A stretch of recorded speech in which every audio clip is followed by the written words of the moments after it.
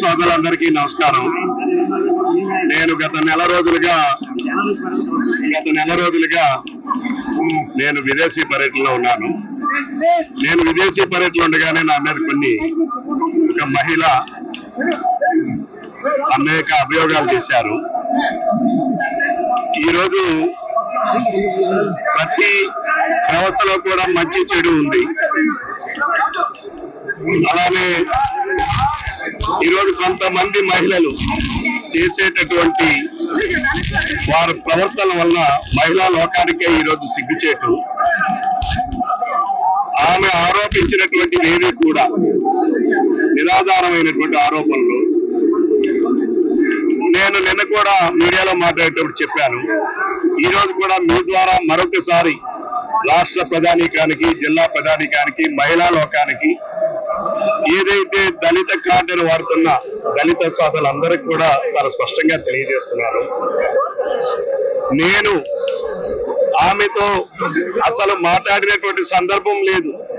నేను ఒక శాసనసభ్యుణ్ణి, రాజ్యాంగ ప్రకారం ఎన్నికైనటువంటి శాసనసభ్యుణ్ణి. శాసనసభ్యుడిగా కొన్ని అధికారాలు ఉంటాయి, కొన్ని బాధ్యతలు ఉంటాయి, కొన్ని విధులు ఉంటాయి. విధుల్లో భాగంగానే నా నియోజకవర్గంలో జరిగేటటువంటి ప్రభుత్వ కార్యక్రమాల అన్నిటి మీద కూడా సంబంధిత అధికారులతో సమీక్షించే అధికారం, హక్కు ఒక శాసనసభ్యుడిగా నాకు ఉంటుంది. ఒక శాసనసభ్యుడిగా అధికారులు చేసేటటువంటి కార్యక్రమాలు ప్రజల నుంచి వచ్చినటువంటి ఏదైనా ఫిర్యాదులు ఉంటే తప్పనిసరిగా దానికి సంబంధించినటువంటి ప్రభుత్వ అధికారులకు పంపించడం, దానిపైన విచారణ చేయమని కోరడం, దానిపైన ఏమైనా ఉంటే చర్యలు తీసుకోవడం అనేది జరుగుతుంది. ఈరోజు ఆమె ఏదైతే పాఠశాల ప్రిన్సిపాల్ గా ఉంటూ విధుల నిర్వర్తనలో ఆమె చేసినటువంటి అనేక దురాఘాతాల వలన అక్కడ ఉన్నటువంటి పిల్లలు కానీ, పేరెంట్స్ కానీ వాళ్ళందరూ నాకు ఇచ్చిన ఫిర్యాదు మేరకు నేను ప్రభుత్వానికి, జిల్లా కలెక్టర్ గారికి వాటిపైన విచారణ చేయమని పంపించాను. It is my right, it is my privilege. ఒక శాసనసభ్యుడిగా నా ప్రివిలైజ్ అది. నా ప్రివిలైజ్ ని ప్రశ్నించే అధికారం ప్రభుత్వ ఉద్యోగులుగా పనిచేసినటువంటి వారికి ఎవరికి అధికారం, హక్కులు లేవు. It is the right of the employees. They have to protect our privileges. At the same time, ఉద్యోగాలకి పొందడం కోసం అంబేద్కర్ గారు రాసిన రాజ్యాంగం ప్రకారం రిజర్వేషన్లు కల్పించుకున్నాం మనం. అది ఎంతవరకు ఉద్యోగం వచ్చేంత వరకు రిజర్వేషన్. దళితులు కావచ్చు, బీసీలు కావచ్చు, ఓసీలు కావచ్చు, ఎకనామికల్లీ బ్యాక్వర్డ్ క్లాస్ కావచ్చు. అలాగే మహిళలకు కూడా ఉద్యోగాలు పొందడానికి రిజర్వేషన్. కానీ ఉద్యోగంలోకి చేరిన తర్వాత I am questioning their official position. When I am speaking reviewing with the official position. అక్కడ మహిళలు ఉన్నారా, పురుషులు ఉన్నారా, వాళ్ళ దళితులా, లేకపోతే ఇంకో జాత, బీసీలా అనేటటువంటిది అక్కడ కాదు. ఈ స్పష్టత అనేది అందరికీ రావాలని చెప్పి నేను విజ్ఞప్తి చేస్తున్నాను మీ ద్వారా. ఎప్పుడు కూడా దళితులు ఈరోజు ఇదే కేజీబీబీ పాఠశాలలో పనిచేస్తున్నటువంటి వారి కోసం, వారి జీతభత్యాల కోసం శాసనసభలో మాట్లాడినటువంటి వ్యక్తి. ఈరోజు ఆమె నా పైన నిరాధారమైనటువంటి ఆరోపణలు. ఆమె బహుశా మహిళా జాతికే ఇటువంటి వాళ్ళ ప్రవర్తన వల్ల ఒక మచ్చగా మిగిలిపోతుంది. నేను ఉన్న సమయంలో కావచ్చు, లేని సమయంలో కావచ్చు, ఒక మహిళ నిరాధారమైనటువంటి ఆరోపణలు. ఆమె ఆడిన భాష, ఆమెకు ఆ భాష తాలూకు అర్థం తెలుసో లేదు. శారీరకంగా నన్ను హింసపెట్టారు. శారీరకంగా హింస పెట్టాలంటే ఒక ఇద్దరు వ్యక్తులు కలవాలి. నేను అదే అడుగుతున్నాను మీ ద్వారా. ఈరోజు ఎవరైతే ఆమె మాటలని పట్టుకొని ఎవరైతే ప్రశ్నిస్తా ఉన్నారో, దానిని ఎవరైతే కులం కార్డు ఉపయోగిస్తున్నారో వాళ్ళందరికీ నేను అడుగుతా ఉన్నాను, శారీరక హింస అంటే ఎలా జరుగుతుంది? ఇద్దరు వ్యక్తులు కలయిక ద్వారానే శారీరక హింస జరుగుతుంది. నేను అడుగుతా ఉన్నాను మిమ్మల్ని, let you show me the proofs, ఆధారాలు చూపించండి. నేను ఎప్పుడు వారిని కలిశాను, ఎక్కడ కలిశాను, ఏ రూపంలో కలిశాను చెప్పాలి కదా. ఇక మానసిక హింస, అసలు మానసిక హింస పెట్టడానికి అసలు ఆమెతో నేను ఎప్పుడు మాట్లాడాను, ఎక్కడ మాట్లాడాను, ఏ రూపంలో మాట్లాడాను?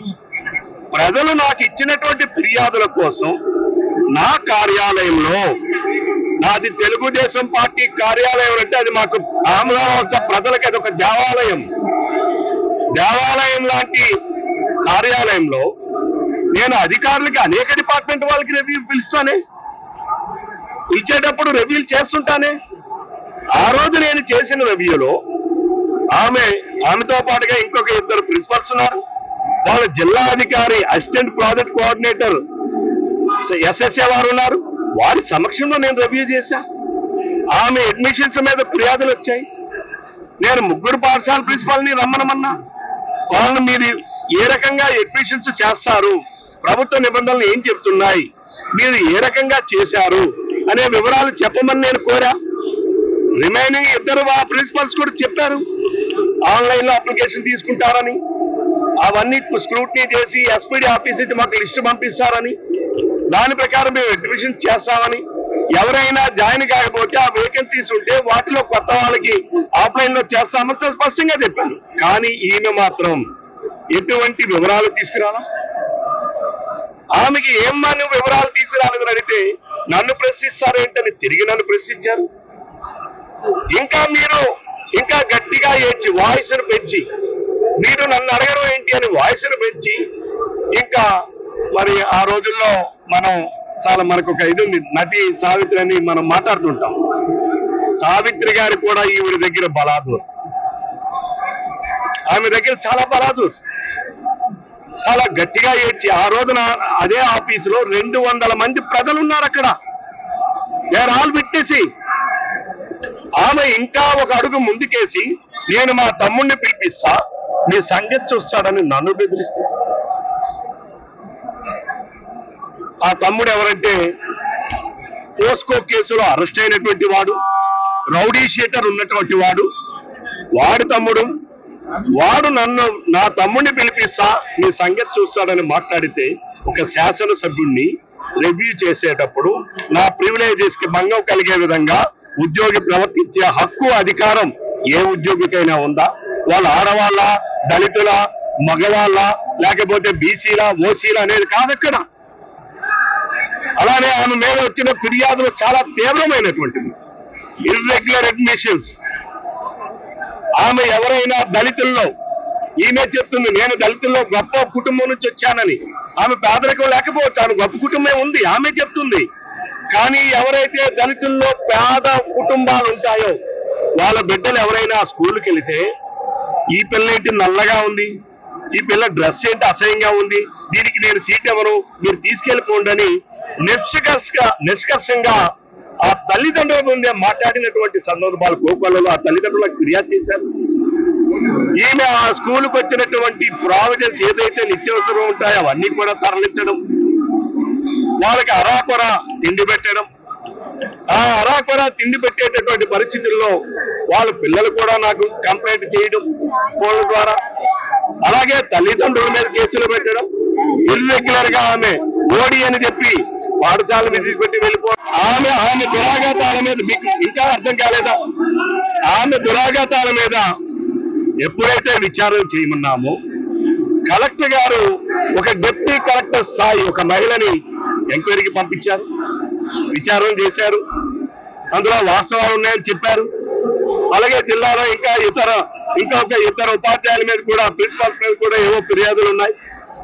వారు జిల్లా అడ్మినిస్ట్రేషన్ ముందు తాత్కాలికంగా ట్రాన్స్ఫర్ చేశారు. Transfer is not a punishment. ఉద్యోగస్తులకు ట్రాన్స్ఫర్ అనేది it is a part of administration, it is not a punishment. వాళ్ళ ముగ్గురిని చేశారు, వాళ్ళిద్దరూ జాయిన్ అయ్యారు.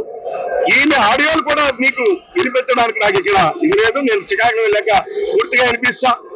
ఆమె ఆ ఉపాధ్యాయ తోటి ప్రిన్సిపల్స్ ఫోన్ చేసి మీరు జాయిన్ అవ్వద్దు, మీరు జాయిన్ అయితే మీ మీద కేసు పెడతా, అట్రాసిటీ కేసు పెడతా, ఏపీసీ అలాగే వాగుతాడు, మీరెవరూ రాకండి, మీరు కానీ వస్తే మీ మీద కేసు పెడతా, నేను జాయిన్ అవ్వను, అవసరమైతే ఉద్యోగానికి రాజీనామా చేస్తా, కానీ అందరినీ బయటికి లాగుతా అని చెప్పి తాను తనకున్నటువంటి సొంత ఏదైతే క్యారెక్టర్ ఉందో ఆ క్యారెక్టర్ తో తను మాట్లాడినటువంటి ఆడియోలు ఉన్నాయి. ఇవన్నీ కేవలం ట్రాన్స్ఫర్ చేశారని. It's a part of administration. Administration question చేసే అధికారం ఒక ఉద్యోగిగా తనకు ఎక్కడ ఉంది? జిల్లా కలెక్టర్ తీసుకున్నటువంటి పై అధికారులు తీసుకున్నటువంటి నిర్ణయాలని ప్రశ్నించే అధికారం వాళ్ళకి ఎవరిచ్చారు? ఎక్కడ ఉంది? ఏసీసీ రూల్స్ లో ఉంది. దానికి తప్పులు చేసిన దానికి కులం కాట ఆపాదించడం, నేను ఒంటరి మహిళలు అనడం, మీరు ఒంటరి మహిళలా, లేదా భర్తతో ఉన్నారా, లేదు భర్త చనిపోయారా, లేదా మీరు దళితులా, బీసీలా, ఈబీసీలా, ఇవి ఉద్యోగ నియామకాలకే తప్ప ఉద్యోగ విధి విధానాల్లో కాదు. ఈ విషయాన్ని దళిత సోదరులు గమనించాలి. ఈ విషయాన్ని అందరూ గమనించాలని కోరుతున్నారు. దీనికి కారణం కేవలం వైసీపీలో మా దగ్గర చిన్న తోక నాయకులు ఉన్నారు, తోకగాళ్ళు. మా నియోజకవర్గానికి ఒక తోకగాడికి ఇన్ఛార్జ్ ఇచ్చాడు. అందుకనే ఆ పార్టీ సంకరాకి పోయింది. కనీసం జడ్పీడీసీ కూడా గెల్లా. అంటే ఆ పార్టీ ఒక బూతు పార్టీ. నేనేమైనా కూన రవికుమార్, నేనేమైనా ఎక్కడైనా గోరెట్ల మాధవలాగా 3 ఫోటోలు ఉన్నాయా? మాది పచ్చతో పార్టీ, పసుపు రక్తం మాది. మీలాగా బ్లూ పార్టీ కాదు, నీలం పార్టీ కాదు, లేదా అంబటి రాంబాబు లాగా సవర్ణులు అమ్మని చెప్పినటువంటి ఆడియోలు కాదు, లేదు గోరెట్ల మాధవ్ లాగా బట్టలు ఇప్పేసి చూపించింది కాదు. It is a part of administration. పరిపాలనలో భాగంగానే మేము టెలికాన్ఫరెన్స్లు చేస్తాం, వీడియో కాన్ఫరెన్స్ చేస్తాం, జూమ్ కాన్ఫరెన్స్ చేస్తాం. It is the privilege, it is the right. అధికారులు చేయడం లేదా? కోన రవికుమార్ పొలిటికల్ గా ఎదుగుతున్నాడు. 100%. ఆమె ఇతరులతో కూడి కుట్రలో భాగంగానే ఇవన్నీ జరిగాయి. తప్పనిసరిగా నా ఎదుగుదలను చూసి ఓర్వలేనటువంటి వాళ్ళు. నేను రవికుమార్ అంటేనే నిజాయితీకి ప్రతిరూపం, నీతికి ప్రతిరూపం. ఆడబిడ్డల్ని అతి ఎక్కువగా గౌరవించేటటువంటి వ్యక్తి ఎవరైనా ఉన్నారంటే జిల్లాలో మొదటి స్థానంలో నేను ఉంటా. ప్రతి ఒక్క ఆడబిడ్డని గౌరవిస్తా, ప్రతి ఒక్క మహిళని గౌరవిస్తా, నా సొంత కుటుంబ సభ్యుల్లాగా వాళ్ళని ఆదరిస్తా. అంతేగాని ఇటువంటి చౌకబారు విమర్శలు చేయడానికి ఆమె వ్యక్తిత్వం ఏంటో మీకే అర్థం కావాలి. అందరి మీద అదే చెప్పాను. ఆమె చేసిన నిరాధారమైన ఆరోపణలు పట్టుకొని ఎవరైతే తిరిగి నిరాధారమైన ఆరోపణలు ఆమె చేశారో వాళ్ళందరి మీద కేసు పెడతా. అంతేకాదు, I'm going to file A deformation suit. ఈ రోజు సమాజంలో, సంఘంలో, ప్రభుత్వంలో ఒక గౌరవంగా ఉన్నటువంటి నన్ను ఈ రోజు నా క్యారెక్టర్ ని అసాసినేషన్ సందర్భంలో ఎవరెవరైతే ఉన్నారో వాళ్ళందరికీ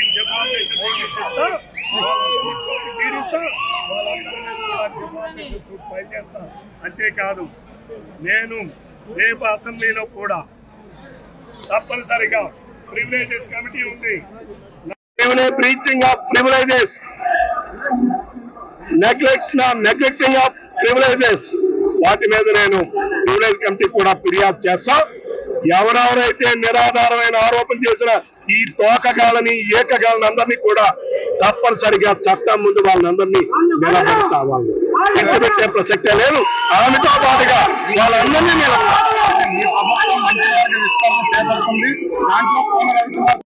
తెలుగులో ఫాస్టెస్ట్ న్యూస్ ఇప్పుడు కొత్త అవతారంలో 5 సెకండ్లోనే పూర్తి వార్తా సమాచారం మీ చేతిలో. సోషల్ మీడియా ట్రెండ్స్ మీ కళ్ళ ముందుకే live TV and voice search options తో ఇప్పుడే డౌన్లోడ్ చేయండి. యాప్ లింక్ డిస్క్రిప్షన్ లో ఉంది.